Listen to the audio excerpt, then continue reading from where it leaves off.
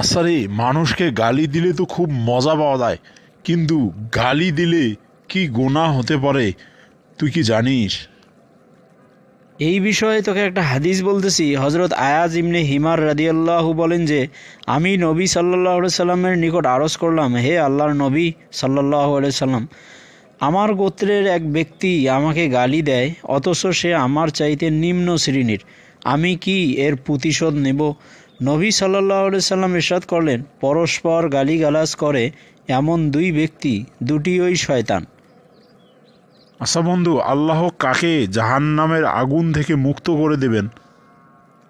মুসনাদে আহমাদ কিতাবে একটা হাদিস বর্ণিত হয়েছে। সেখানে বলা হয়েছে যে, যে ব্যক্তি আপন মুসলমান ভাইয়ের অনুপস্থিতিতে তার ইজ্জত সম্মান রক্ষা করে, অর্থাৎ গীবতকারীকে গীবত হতে বিরত রাখে, আল্লাহ তাআলা নিজ দায়িত্ব নিয়েছেন যে তাকে জাহান্নামের আগুন হতে মুক্ত করে দেবেন।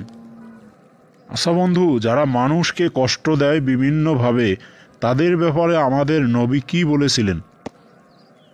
এই ব্যাপারে আমাদের নবী বলেছেন যে, যে ব্যক্তি কোনো মুসলমানকে কষ্ট দিল সে আমাকে কষ্ট দিল, আর যে আমাকে কষ্ট দিল সে নিশ্চিতভাবে আল্লাহ তাআলাকে কষ্ট দিল, অর্থাৎ আল্লাহ তাআলাকে অসন্তুষ্ট করলো।